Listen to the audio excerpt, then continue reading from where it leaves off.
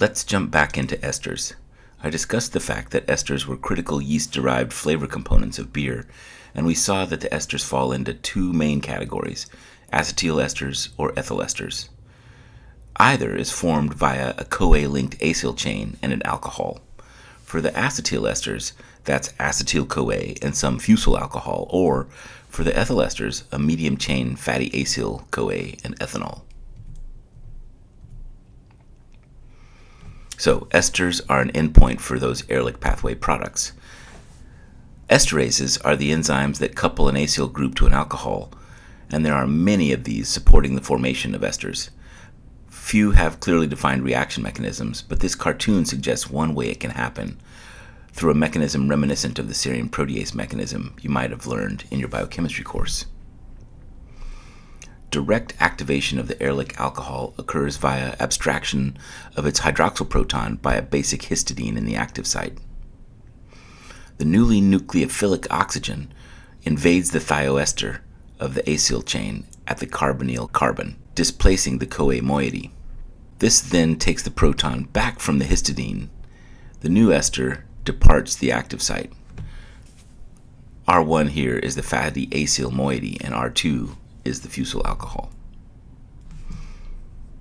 Why there are so many esterases is not well established, but it could be that fatty acids themselves can be toxic to the yeast at elevated concentrations, and esterification allows for easier passage across the membrane, reducing their concentration. These esters may also have an as yet poorly understood role in yeast biology. Let's take one more look at these two categories of esters. First, the ubiquitous acetyl-CoA provides the acetate side of the esterification of many alcohols derived from Ehrlich amino acid degradation. Second, fatty acids, or more properly their fatty acyl-CoAs, may esterify with ethanol. It's confusing to keep these distinct, but in all cases, it's either acetate or a fatty acid that's attached to CoA. Referencing the last slide, the alcohol invades the CoA thioester, placing it on the ether side of the ester bond. I should say that the biological transformations go through CoA. These reactions can occur also spontaneously after fermentation without enzymatic assistance. Anyway, it's worth noting that first, those yeast enzymes can continue to act after primary fermentation in an unpasteurized beer, and second, that the spontaneous hydrolysis of esters and esterification of fatty acids and alcohols can shuffle a fermentation's flavor outcomes. Let's take a look at phenols, an important class of flavor molecules in beer. Lignin is an important structural component of woody plants. This cartoon shows how this complex phenolic polymer is integrated with the carbohydrate-based cell wall of plants. Heterogeneity of the composition of lignin means no two lignin molecules are alike. The color coding in this image shows many of the important phenols or their precursors in beer: syringol, guaiacol, coumaryl alcohol, cinnamyl alcohol. In beer, lignin degradation and release of phenolics occurs during mash-in, when grain enzymes such as cinnamyl esterase are present and active. Ferulic acid and coumaric acid make up most of what is extracted into the wort, reaching concentrations of up to 5 parts per million. Critically, wheat possesses much higher levels of extractable phenols than barley, and that's consistent with wheat's role in Belgians and wheat beers, where phenols are an important style characteristic. Let's take a closer look at these molecules. Clove is often identified as a phenolic off flavor, or POF. In yeast fermentations, ferulic acid is the immediate precursor for 4-vinyl guaiacol through decarboxylation. 4-VG has a strong clove flavor. Again, in beer, the predominant source of phenols is lignin degradation. However, lots of folks are investigating the engineering of yeast for production of these directly from Shikimate pathway components, that is, the pathway of phenylalanine biosynthesis from glycolytic products. It's common to categorize phenols based on their similarities to cinnamic acid or benzoic acids, which is why I've drawn the parent structures here, but the key intermediate in beer is ferulic acid, and in the biological context, vanillin is actually a degradation product of both ferulic acid and 4-VG. Phenols have strong antioxidant power, and interestingly, some reports rank ferulic acid as having the highest bioavailability of all diet antioxidants. Remember that presence of an antioxidant in a consumable is not the same as its actual bioavailability in vivo post-consumption. Consider that when you're deciding between that Ashai energy drink and a Belgian.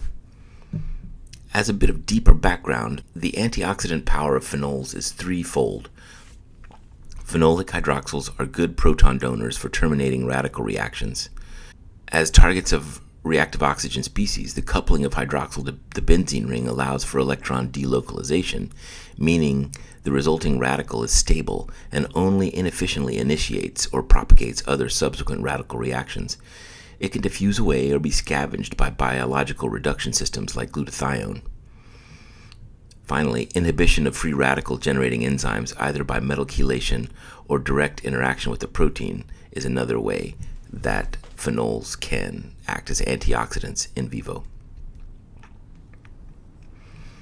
4VG is a great example of how flavor profiles can be highly variable. So in this slide, I'm showing you several different aspects of the role of 4-vinyl guaiacol in beer flavor. On the left, we see data for 4VG concentrations across 4 different styles. We already understand this and know that this reflects the quantity of lignin in the grist or grain bill. The blonde specialty at the right of the figure is a German type that also includes wheat in the grain bill. So we see as we go from Pilsner to German Weizen to specialty blonde that the concentration of 4-vinyl guaiacol increases with the amount of wheat in the grain bill. However, temperature, ethanol, fats, sugars, proteins, all these affect the perception of 4-vinyl guaiacol as well. This is called the matrix effect, and it can make predictable outcomes a challenge. On the top right, we see the 4-vinyl guaiacol perception depends on context, varying over a 4-fold range between water and wheat beer, and even more widely for taste perception. At bottom, we return to the main topic of this lecture, the role of yeast in beer flavor chemistry. I show here a set of some 70 top fermenting yeast strains and their ability to decarboxylate ferulic acid, 4-vinyl guaiacol's immediate precursor. The enzyme responsible for this is phenylacrylic acid decarboxylase, or PAD, P-A-D. Most of these are PAD positive, but there's variation, and some strains don't decarboxylate at all. Most bottom fermenting strains are also PAD negative. All this to say again that although brewers are very concerned with the control and concentration of flavor molecules, those are notoriously hard to control and are the subject of intense engineering efforts. Speaking of Belgians and the role of the anaerobe, let's turn to a special case in which the anaerobes of fermentation are uncontrolled. Lambics are a sour category of Belgian beer fermented by wild anaerobes, that is to say, whatever's in the air in the brewhouse. The cool ship, shown here, provides a higher surface-to-volume ratio for maximal cooling and bug exposure for several hours before transfer to barrels for more fermentation. Lambics are fermented from 1 to 3 years and feature a dizzying array of microbes. Let's take a look. These are data from a pretty recent paper exploring the progression of microbes in a 2-year lambic fermentation. The data presented here aren't a complete catalog from each time point, but populations found in random samplings during the fermentation, split between bacteria on the left and yeast on the right. Species are color-coded, and the color codes are listed below. We see the species identified change dramatically with time, perhaps indicating that one bug alters the conditions in the fermentation, and those bugs make the conditions more accommodating for the next bug. The shifting color pattern over months and years illustrates how important the progression is to outcomes in this idiosyncratic beer style. The takeaways? First, that there are so many bugs. Next, the main fermenters in the beginning are brewer's yeast, so alcohol fermentation is obviously important. Also, many of the bugs listed here are best known as spoilage organisms, but we recall that off flavor is often just a matter of expectations and perspective. Some of these bugs we would consider really ugly. Klebsiella, for example, can cause serious and terrible infections. The acidification is carried out by numerous bugs, but I want to draw attention to two. A bacterium, Pediococcus, is an acid and diacetyl producer, but it also contributes to negative mouthfeel properties, increasing viscosity. Decora, the new official species name of Brettanomyces, is a yeast known to produce mousy off flavors, along with some lactic acid bacteria. So there's definitely going to be funky flavors developing, but perhaps not for over a year. Brettanomyces, that is to say Decora, and bacteria activate amino acids as intermediates to create these powerful mousy off flavors. Though the mechanism is unknown, it's essentially a Maillard product, as it's a condensation of a primary amine, lysine, and a sort of carbohydrate, acetaldehyde. 2-acetyl tetrahydropyridine, ATHP, is a constituent of baked bread aroma, so again, context is all important. In any case, yet another flavor pathway involving degradation of amino acids. So this is a nice place to conclude, just reiterating a few key ideas. Most of the major flavor molecules depend on yeast and a standard set of pathways for the generation of those compounds. Outcomes are malleable and depend on matrix components and conditions. 3. Though yeast is primarily responsible for the major flavor compounds, there are other players as well, yeast as well as bacteria. Having spent so long on yeast flavor molecules, it's worth showing you this flavor wheel. Back in the 70s, Morten Mielgaard, a scientist working for the now defunct Stroh Brewery, studied threshold levels of some 250 beer component molecules and extrapolated to 600 others based on structural similarities. Including pairs and higher order combinations, he was able to establish interactions between these molecules as well. He tried to establish variability in thresholds by using up to 172 individual tasters. ASBC and EBC leaders refined these terms, but Mielgaard is responsible for the 8 main aroma categories we see here, and the wheel itself is a widely used tool. This one is a more commonly used tool, and the simplified set of flavors captures the palate sophistication of most beer nerds. Recall that we've covered the major yeast contributions to flavor and even delved into some of the flavors imparted by other fermentation-relevant microorganisms. One aspect we haven't covered is malt-derived flavor chemistry.